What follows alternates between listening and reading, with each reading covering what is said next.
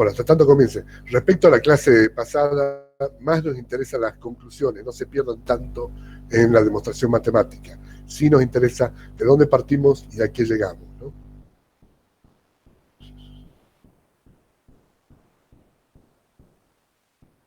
Yo voy hasta tanto.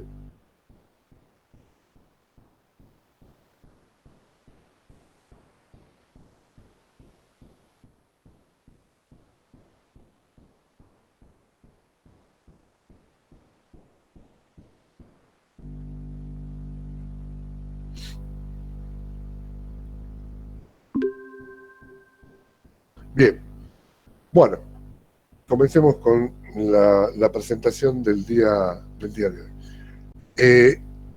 Acá, cuando nosotros vimos gases ideales, recordemos que los gases ideales es una ecuación de estado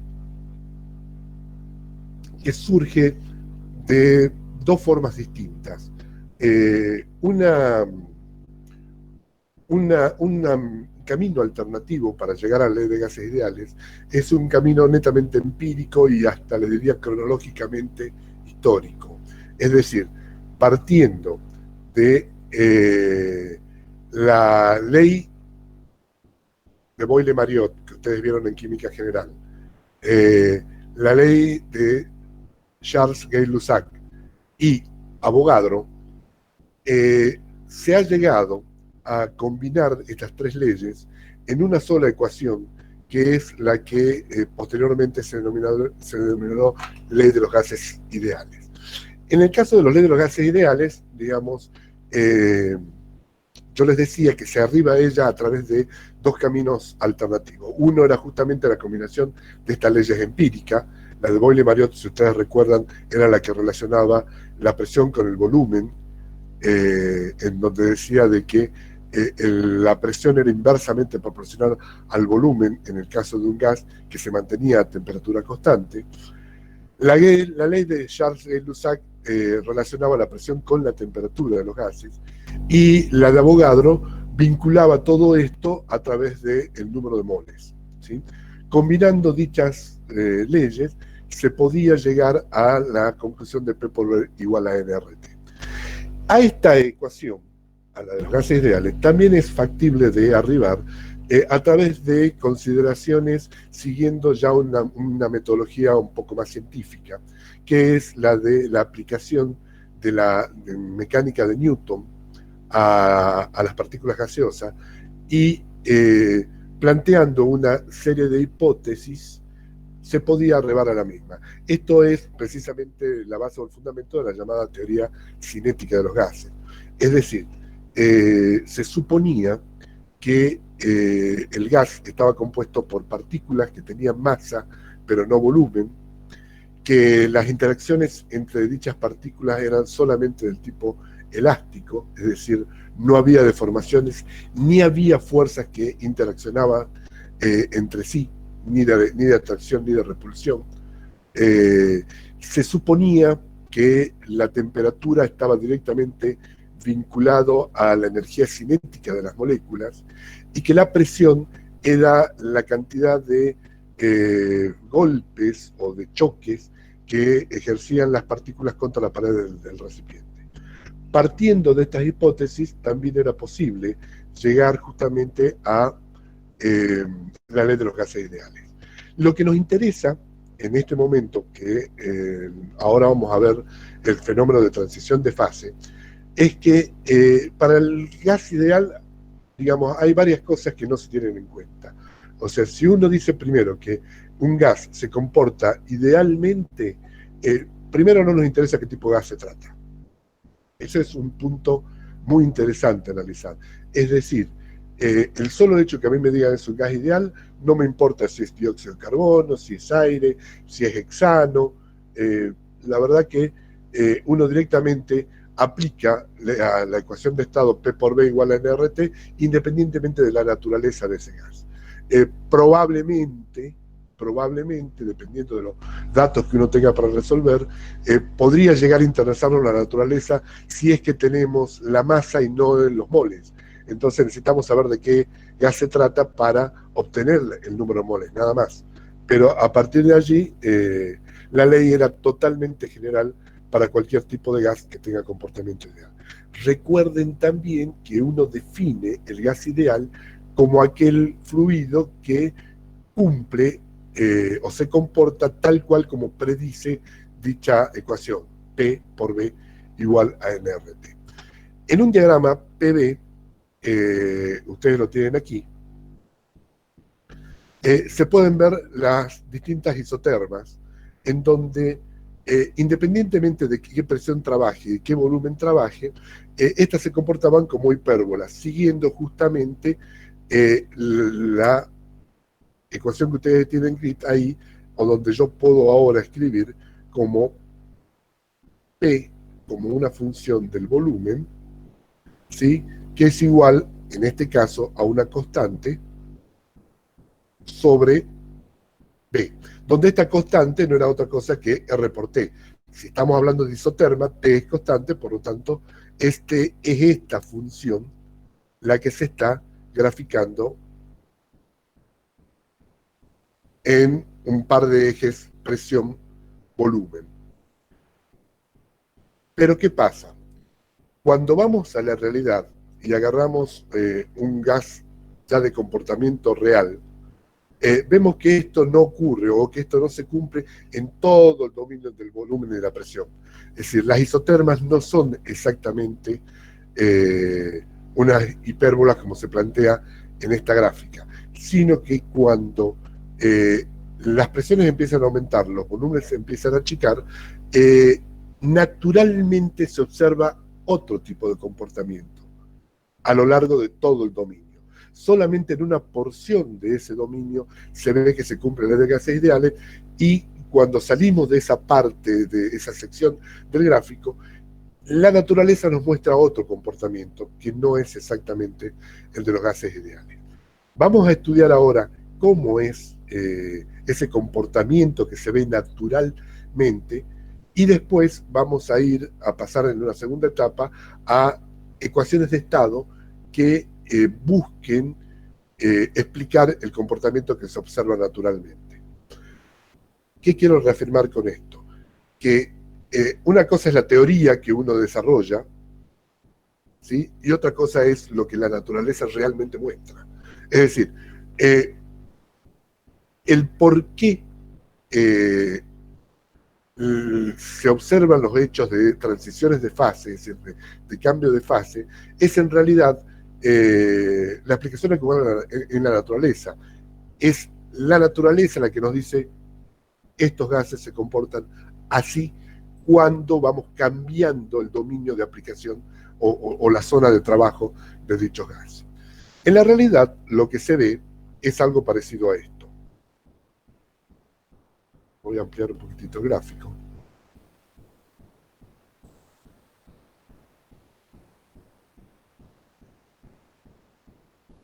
Si ustedes recuerdan la clase pasada, ya se habló de lo que era la campana de Andrew, ustedes lo conocen por química general. Es decir, el experimento de Andrew era justamente el de ir trazando isotermas en donde se iba aumentando la presión y viendo qué pasaba con el volumen, y se encontraba que a partir de un determinado punto, por ejemplo, agarremos esta isoterma, la de color negro, es decir, voy moviéndome a volúmenes altos y presiones bajas, aumentando la presión, y veo que en esta zona, en esta parte, hay un cierto comportamiento que responde a la ley de gases ideales, ¿sí? A medida de que voy aumentando más la presión, llega un momento en el cual el fluido empieza a experimentar una transición de fase. O sea, en el caso de un líquido vapor, el vapor en un punto a una determinada temperatura, cuando aumentamos la presión, en vez de comportarse como uno podía esperar según la ley de gases ideales, o sea, siguiendo las isotermas, así tal cual, lo que veíamos es de que cuando uno pretendía aumentar la presión suministrándole calor, ¿sí? O sacándole calor, o sea, intercambiando el calor, el fluido experimentaba un un cambio de fase. Es decir, se observaban microscópicamente un aglutinamiento de moléculas y empezaba a aparecer una fase líquida. Lo que hace Andrews es trabajar sobre distintas isotermas, o sea, a distintas temperaturas iba repitiendo ese experimento, y traza esta curva que acá ustedes la ven en línea de puntos, que no es una curva de proceso. Esa curva que traza con distintas isotermas es simplemente un lugar geométrico donde delimita la zona en donde el fluido experimenta una transición de fase. Esto es lo que la naturaleza muestra, ¿sí? Entonces, de entrada se ve, de entrada se puede observar que hay una diferencia entre lo que predice la ley de gases ideales a cómo realmente se comporta el fluido. Fíjense que yo ya empiezo a hablar más de fluido que de gas, porque hasta gases ideales no existía la fase líquida, era gas. Es decir, a partir de ahora estamos trabajando con un gas, le cambiamos la condición y empieza a aparecer una fase líquida. Entonces ahí uno ya deja de utilizar la palabra gas para referirse al compuesto que estamos trabajando y ya lo hacemos de una forma más genérica y hablamos de fluido, que puede estar en fase gaseosa, en fase líquida, o combinación de ambas, una mezcla de fase líquida y fase gaseosa, o incluso podemos estar hablando de un estado sólido, en donde puede haber también una transición de fase, ¿no? Por ejemplo, el caso más típico, si bien no se trata de fluidos puros, que es el tema que nosotros vemos acá en termodinámica, pero un caso típico de cambio de fase se da en un diagrama hierro-carbono, en donde el acero puede ir tomando distintos tipos de fases sólidas. Y esta teoría que vamos a ver ahora, o esta explicación que vamos a ver ahora, también se aplica a esa situación de transición de fase, una fase sólida, que también puede suceder, aunque no tan común, en el caso del carbono, en donde se puede presentar una fase en forma de grafito y otra fase sólida también, pero más cristalina, que es el diamante, ¿no? Bien, en la realidad, lo que se observa viendo un gráfico tridimensional es algo parecido a esto. Este gráfico es muy interesante. Obviamente uno no lo puede dibujar, pero si ustedes ven aquí en este gráfico tridimensional de una sustancia en donde en el eje vertical es la presión, acá tengo, vamos marcando con el láser, acá está la presión, acá está el volumen, y en este eje ponemos la temperatura, y surge esta gráfica tridimensional en donde se puede observar tridimensionalmente con las tres variables PBT cómo va transicionando el fluido de fase en función de lo que se mueve en esa variable. En esta proyección, acá, atrás, se ve, o sea, si proyectamos sobre el plano PB, obtenemos el gráfico que veíamos en la pizarra anterior, en este, ¿sí?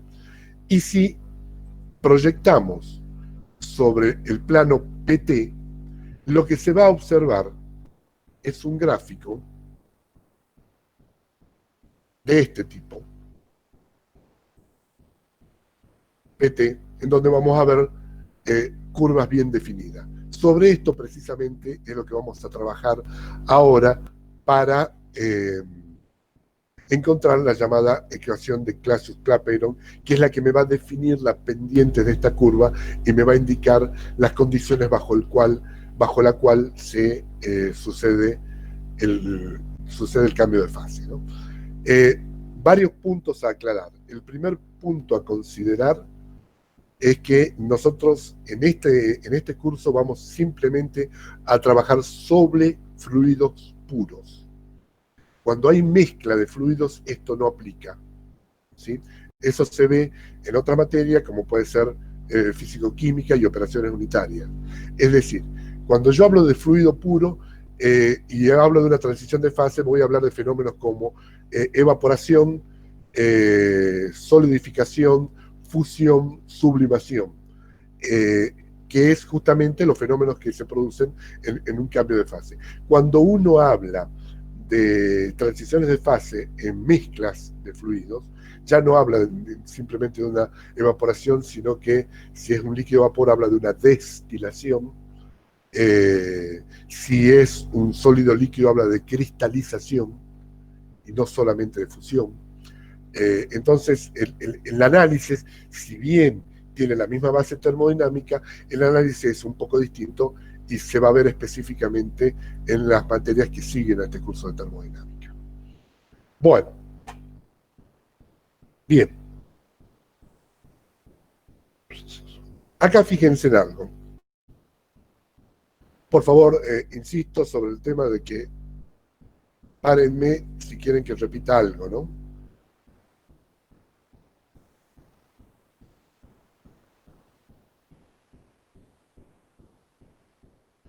Bien, acá tenemos los dos diagramas, PB y PT. El diagrama PB, que es este, el que tienen a su derecha,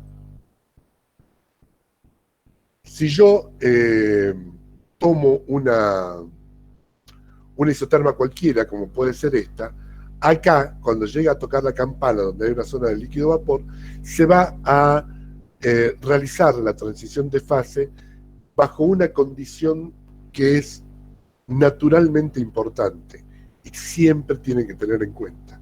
Una transición de fase se lleva a cabo a presión y a temperatura constante. El caso más claro para ejemplificar esto lo tenemos en nuestra casa. Si pongan a hervir agua para cebar mate, pónganla a hervir, ya sé que no tiene que hervir, pero háganlo. E introduzcan dentro de la pava, cuando todavía está calentándose, un termómetro. Ustedes ponen la pava, ponen el termómetro adentro, prenden la hornalla y empiezan a ver que a medida que le vamos suministrando calor con la llama de la cocina a la pava, el termómetro, que marca la temperatura del agua adentro, va a ir aumentando.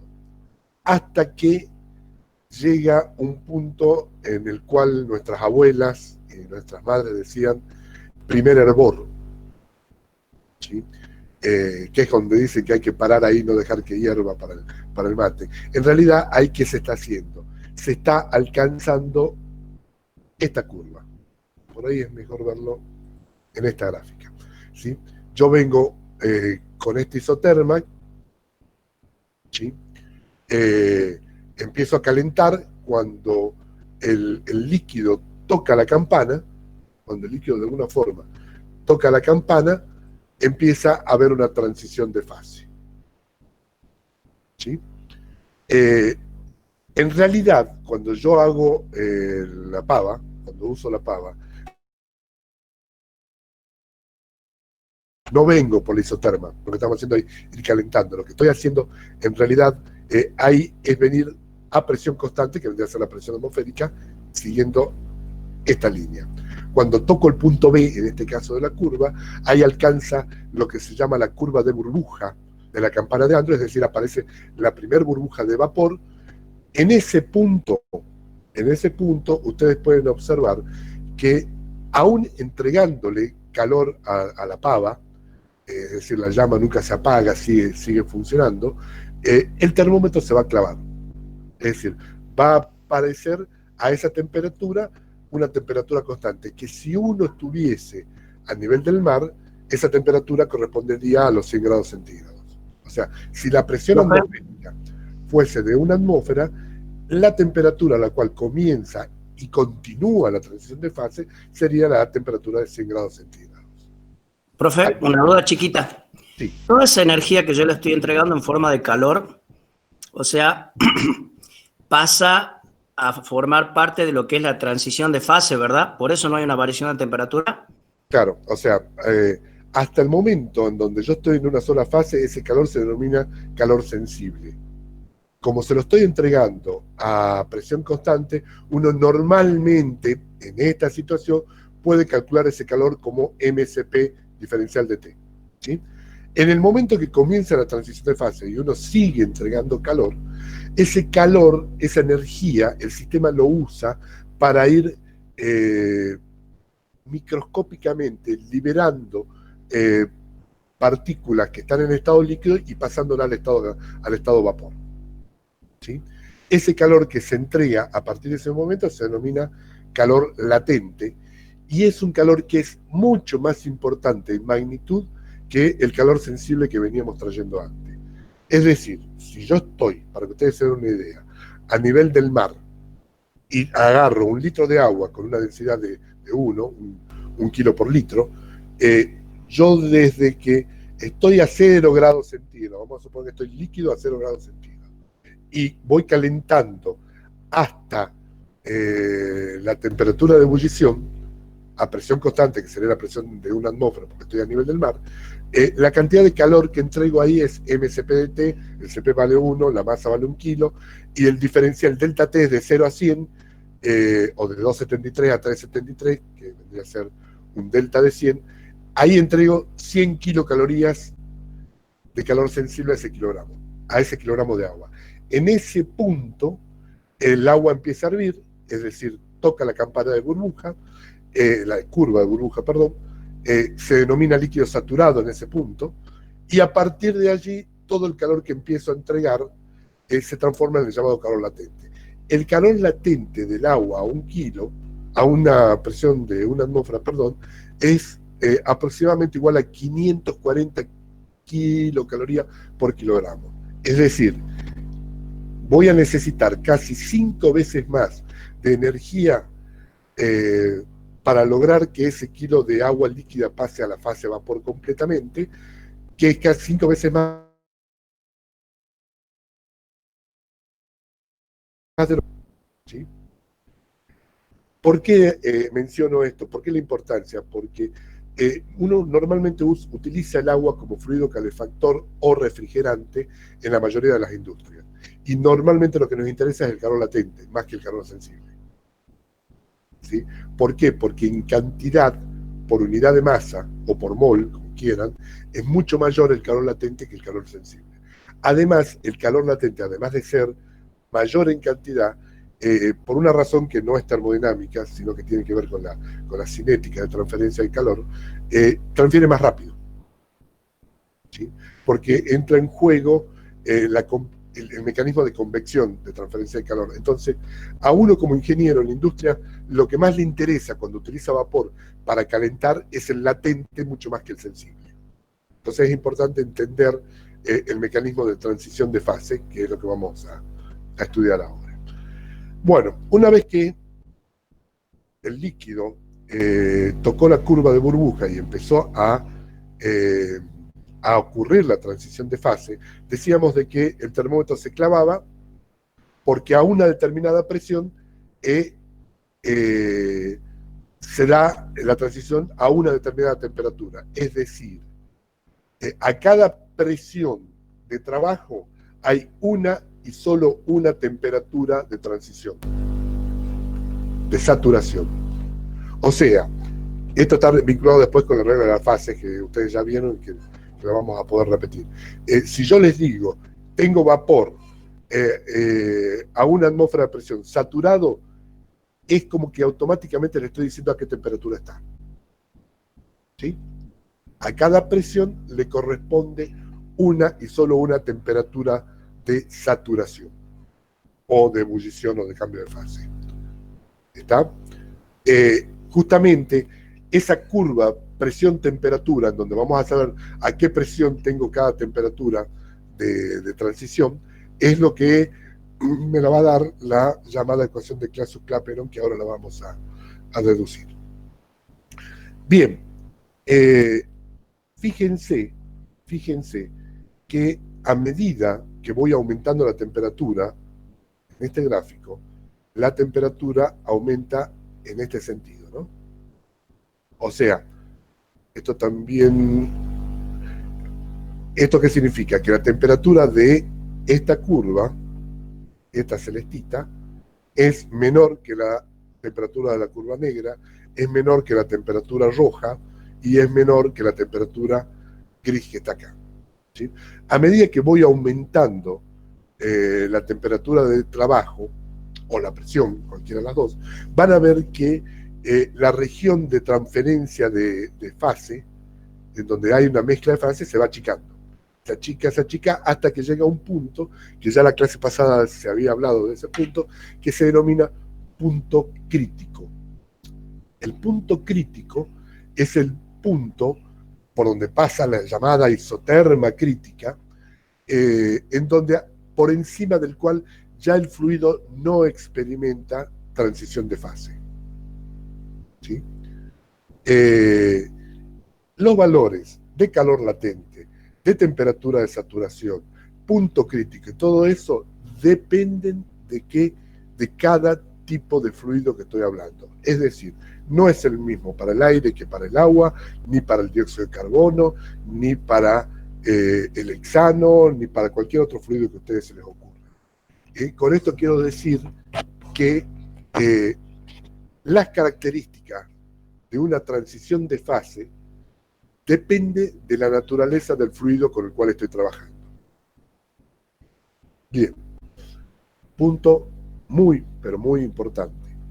¿Por qué? Porque fíjense de que ya dejamos de generalizar tanto como lo hacíamos con la ley de gases ideales. De vuelta, para mí gas ideal no me interesaba de qué gas se trataba. Para mí, si me decían gas ideal, era P por B igual a RT y chau. Ahora, cuando empezamos a estudiar cómo se comportan estos fluidos en la realidad, empezamos a ver que primero un fluido no se comporta igual que otro. Tienen distintas temperaturas de ebullición, distintas temperaturas de cambio de fase, tienen distintos valores de punto crítico. Entonces, esto es algo a tener muy, muy en cuenta. ¿Por qué? De vuelta, porque puede interesarme, como en el caso del vapor de agua, el calor latente.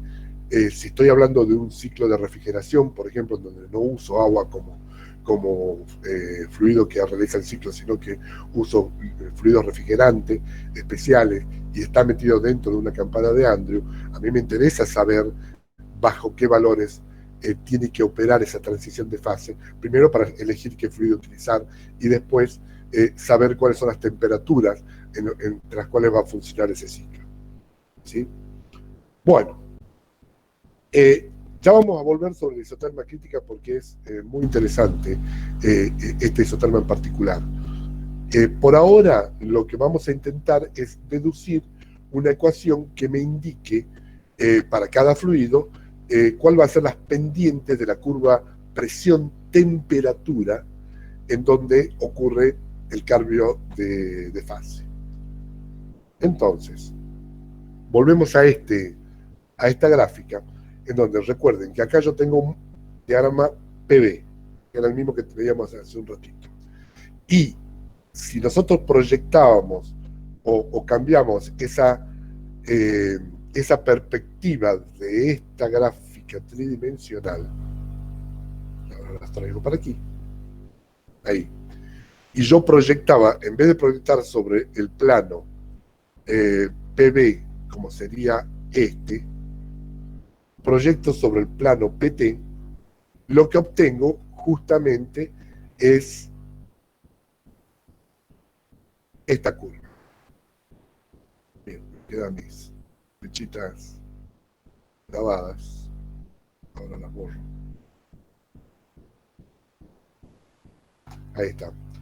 Entonces me queda esta curva, la curva de presión-temperatura, y estas curvas, que fíjense que acá ya no estoy hablando de una región de cambio de fase, al hablar de curva PT, o sea, presión-temperatura, ya el cambio de fase no se da en una zona, no tengo campana de Andrew en este gráfico, sino que tengo curvas que me indican sobre la cual, digamos, ocurre el cambio de fase. Si yo estoy en esta curva típica, en esta zona estoy en la zona gaseosa. Esta zona es la zona de gas. Acá es la curva de saturación. De un lado de la curva de saturación tengo vapor, del otro lado tengo líquido. Tengo acá también otra curva de saturación distinta, que es la que me limita el cambio de fase entre la región líquida y la región sólida. Entonces, esta curva es la que me marca la transición de fase líquido-sólido, ¿sí? Y por último tengo la curva 1,2, que es la que delimita la región de vapor con la región sólida, en donde acá esta curva me marca la transición de fase entre vapor a sólido directamente, sin pasar por la fase líquida, en donde lo que estoy teniendo es un fenómeno de sublimación. El caso más típico, por ejemplo, de sublimación es la naftalina, por ejemplo. ¿Sí? Las bolitas de naftalina que se usa para convertir a las polillas, a temperatura ambiente y a presión atmosférica, sufren un proceso de sublimación. Es decir, pasan del estado sólido al estado gaseoso sin atravesar la fase líquida, ¿sí? Y esa curva está representada en lo que se llama curva sublimación en este sector. Permítanme ver el chat porque no estoy viendo si hay algunas preguntas ahí. No. Ok. Bueno. Bien. ¿Se entendió hasta acá? ¿Quieren que repita algo? Porque ahora vamos a meternos en la parte matemática de este tema. Profe, una pequeña duda. Cuando hay un cambio de fase de sólido a líquido, de líquido a gas, ¿cómo varía la entropía?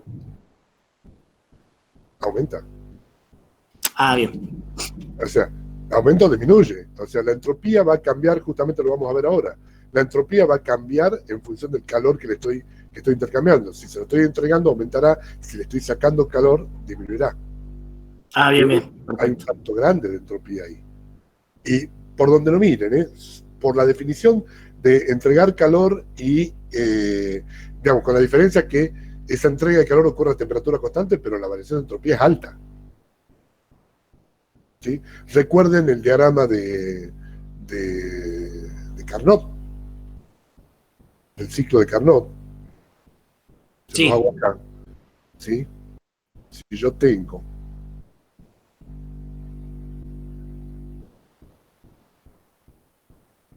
un gráfico temperatura-entropía, en un cambio de fase, vamos a suponer, acá voy a dibujar el ciclo.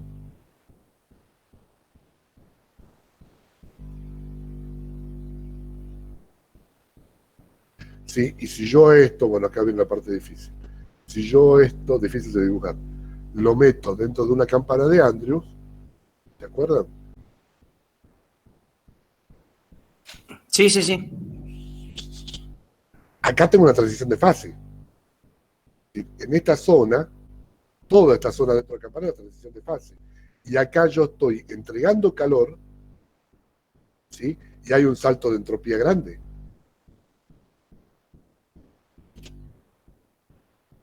¿Sí? Entonces, perfecto. Ahora sí. Acá me pregunta si puedo repetir la definición de calor latente. El calor latente es justamente este calor, el que acabo de dibujar.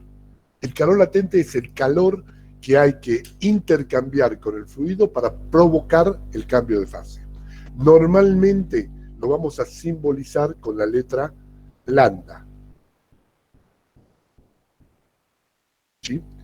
La letra lambda me indica, normalmente calor latente.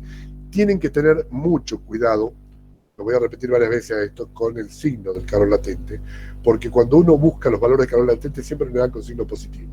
Pero si estoy en una transición de fase que voy de líquido a vapor, efectivamente ese calor latente tiene signo positivo. Pero si voy de vapor a líquido en una condensación, el valor del calor latente es el mismo que el de vaporización, pero del signo contrario. ¿Sí? Lo mismo ocurre con la fusión y la licuefacción. Y bueno, la sublimación también hay que ver para dónde ocurre y qué signo va a tener. ¿Está?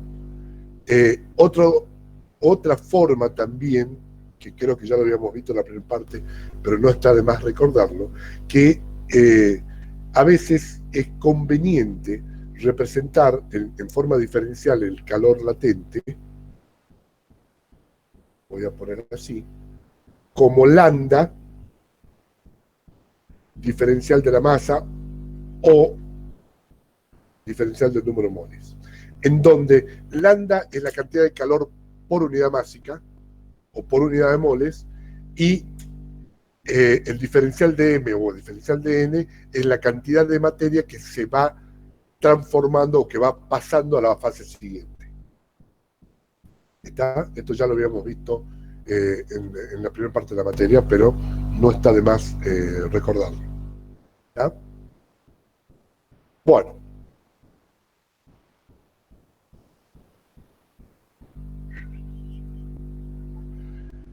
Acá, volviendo a este gráfico, van a ver cómo voy proyectando sobre el gráfico, partiendo del gráfico PV, pasando al gráfico PT, que es el que me interesa analizar, ¿no? El punto crítico, ustedes lo tienen aquí, que representa, no, digamos, en el caso de un diagrama PV, el punto crítico sí es el valor máximo de la campana de Andrew. No siempre se da esto en los otros gráficos, ¿no? Es decir, en un diagrama entalpía-entropía van a ver que el punto crítico no es el máximo de la campana, ¿sí? Y en un gráfico PT, el punto crítico está justo donde termina la curva de transición. Recuerden que en un diagrama PT no tengo una región de cambio de fase, sino lo que tengo es una temperatura. Yo no sé si por ahí acá es más fácil de visualizar para ustedes la diferencia entre región, o sea, si ustedes ven esto en forma tridimensional, si yo proyecto para allá, sí tengo región de cambio, pero si lo miro desde acá hacia allá, proyecto curvas, no regiones, porque le estoy viendo esta región, estoy viendo esta campana de costado. ¿Se entiende? Como de canto la estoy viendo.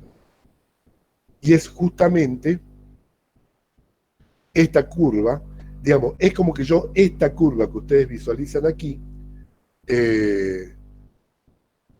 la estoy mirando de costado. Si la miro de frente, tengo esta región. ¿Se entiende? Hagan uso de su imaginación. Bueno, a ver, ahora sí me meto en la parte matemática con las herramientas que nosotros ya hemos visto. Si yo estoy acá en esta gráfica,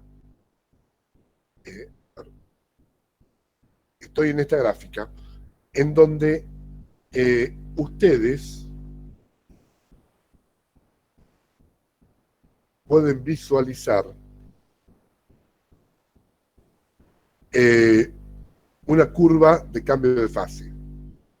Una curva cualquiera de cambio de fase. Acá todavía yo no hablo de qué fase con qué fase. Simplemente digo que en este sector hay...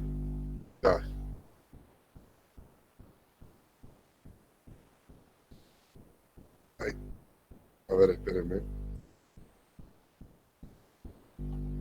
Bueno, no quiero tapar la curvita. Ahí. En este sector hay una fase, que puede ser vapor, puede ser líquido, puede ser sólida, no importa cuál. Y acá hay, en esta zona, del otro lado de la curva hay otra fase, hay un cambio. En una transición de fase, las fases están en equilibrio, porque cumplen los criterios de equilibrio térmico, mecánico y químico. Es decir, si yo vuelvo al ejemplo de la pava hirviendo, ¿qué pasa? Cada molécula que pasa de la fase líquida a la fase vapor está a la misma temperatura que, o sea, la molécula que ya está en estado vapor sigue a la misma temperatura que la que está en estado líquido. Por lo tanto, hay un equilibrio térmico entre la fase vapor y la fase líquida. Están iguales temperaturas. ¿Qué es lo que uno podría ver acá? Acá. Bueno, debería cambiar de color para que lo visualicen, para que lo visualicen mejor.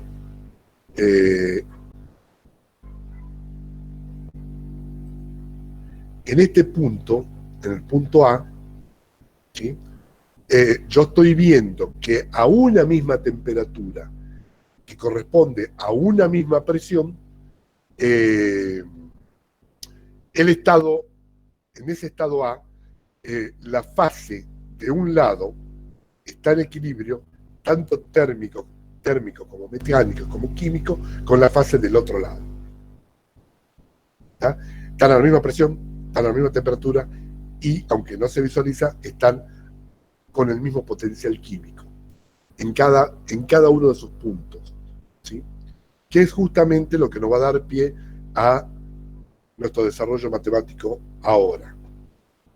Profe, una consulta, disculpe. Sí. ¿Y sería lo mismo que poner un vaso de agua con 2 hielos? Claro, exactamente. Sería lo mismo poner un vaso de agua con hielo póngalo en el congelador, ¿sí? En el momento, el vaso de agua va a ir cambiando su temperatura hasta el momento que aparece el primer cristal de hielo. Sigo sacándole calor. Ese calor que le saco ahora es calor latente. La temperatura se clava en 0 grados centígrados, ¿sí? Y empieza a transformarse en hielo, ¿sí? A medida que se va transformando en hielo, yo le voy retirando calor latente, que es un calor, el de fusión es distinto que el calor de vaporización, es otro valor. En el caso del agua, por ejemplo, el calor de fusión es de 70 kilocalorías por kilogramo, mientras que el de ebullición es de 540. ¿Sí? Lo que voy logrando es ir obteniendo, por decirlo de alguna forma, la transición de esa fase. ¿Tá?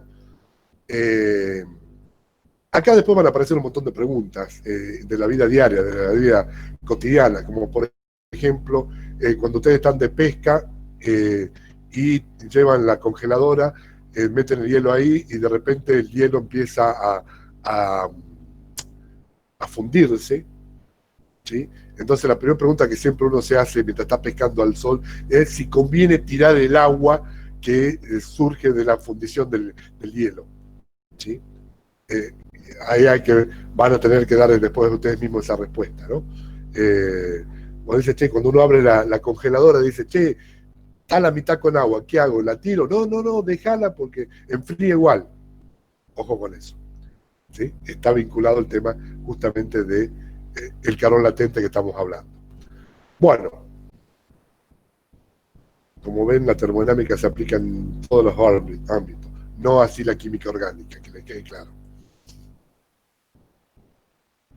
Bien, como hay un equilibrio, dijimos que hay equilibrio térmico, hay un equilibrio mecánico y también hay un equilibrio químico. Esas igualdades que dan los criterios de equilibrio se la plantea en cada uno de los puntos. Es decir, en el punto A, en el estado A, tiene las propiedades intensivas iguales que en el estado A', pero en ese punto A. En el estado B, las propiedades B, o sea, TB es igual a TB'. Si suponemos que, o si llamamos a lo que está de este lado prima y de este lado normal, sin el prima, ¿sí? ¿A qué quiero llegar? Quiero saber la pendiente de esa curva. Quiero llegar a obtener una ecuación que me diga cuánto es dP sobre dt. Y acá hablo de se los marco mejor, por Dios, esperen que lo dibuje un poquitito mejor para que se entienda.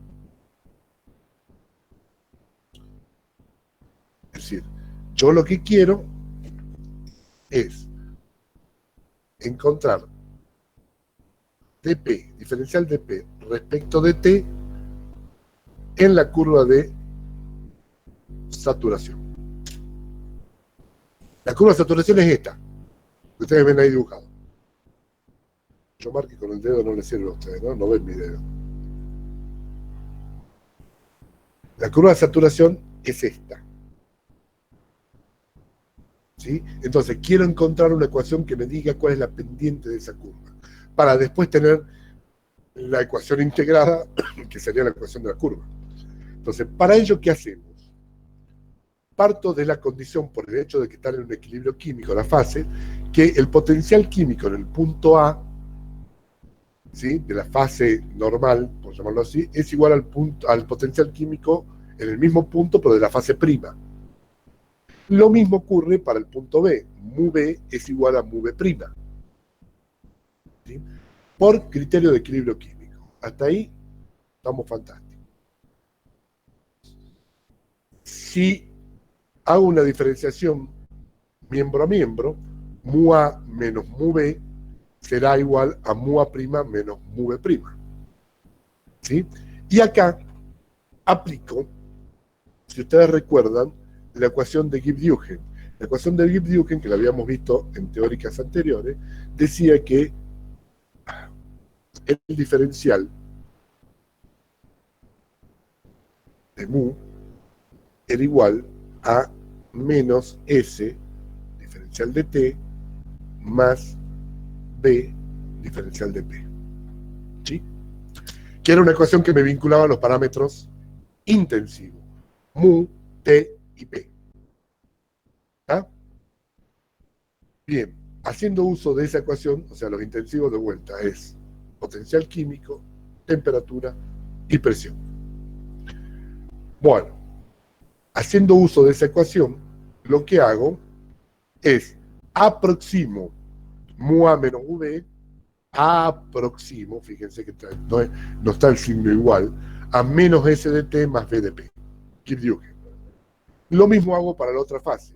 Mu A' menos mu B' es aproximadamente igual a menos S' por diferencial de T más B' por diferencial de P. Como los primeros miembros son iguales, está planteado arriba, los segundos también lo son. Hago eso. ¿Sí? Y allí agrupo.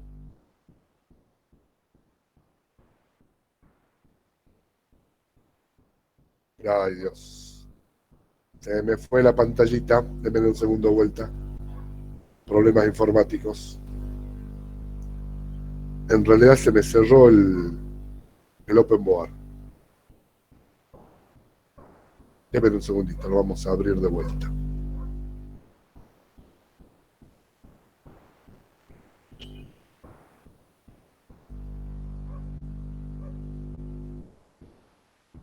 Ahí está. Tengo que volver a compartir.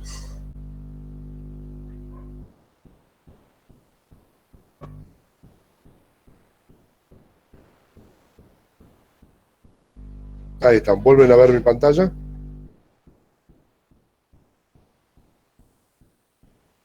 Sí, ahí está, profe, ahora se ve.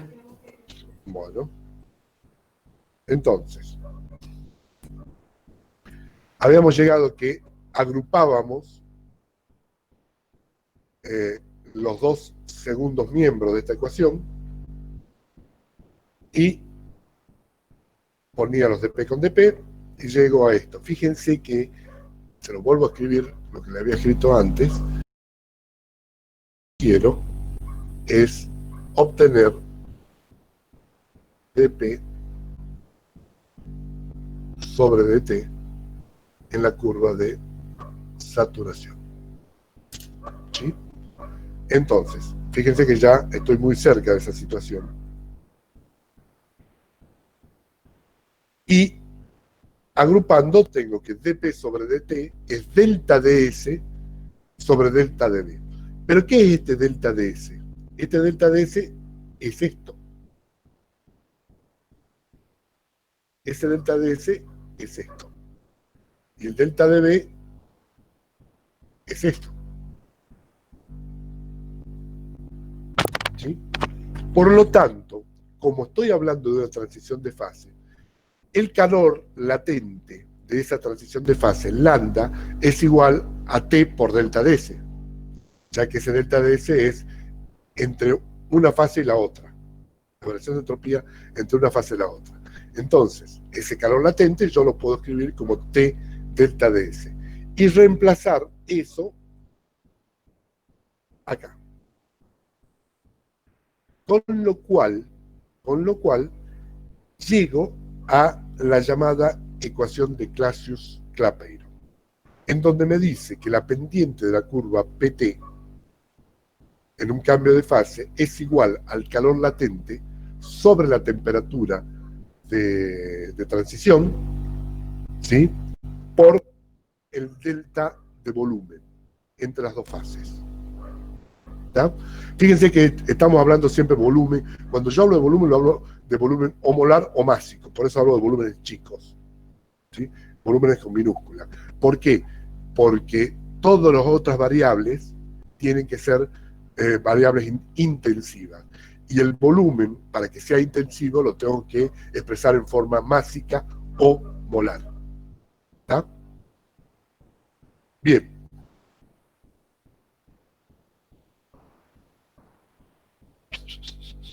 Acá me aparecen los dos caballeros que han trabajado juntos para el desarrollo de esta ecuación. Rudolf Clausius, alemán, y Émile Benoit Clapeyron, francés, que trabajaron juntos. Juntos no significa que estaban físicamente juntos, se intercambiaban y trabajaban sobre esta, porque estamos hablando sobre principios de la década del 1800. Acababa de pasar la Revolución Francesa, para que se vea quién históricamente, ¿no? Estaba Napoleón dando vuelta por Europa y ellos trabajaban en esto, ¿sí? Esto es para poner una nota de color a la termodinámica. Bien, ustedes acá tienen arriba la ecuación de Clausius-Clapeyron, que vale para cualquier transición de fase. Que valen para cualquier transición de fase. Eso significa que es indistinto que esté hablando de líquido sólido, líquido vapor, sólido vapor. En todos los casos, esta ecuación que acabamos de marcar con un círculo acá se cumple. Ahora fíjense, si yo me muevo, o mejor dicho, planteo un equilibrio líquido-vapor, yo esto lo tendría que escribir como el lambda de vaporización o de condensación, dependiendo de para dónde voy, y y reemplazo el delta de B como volumen del gas menos volumen del líquido, ¿sí? Si es que estoy en un equilibrio líquido-vapor. Si además supongo que el volumen del gas es mucho mayor que el volumen del líquido, si ocurre esa suposición, yo podría despreciar el volumen del líquido, ¿sí?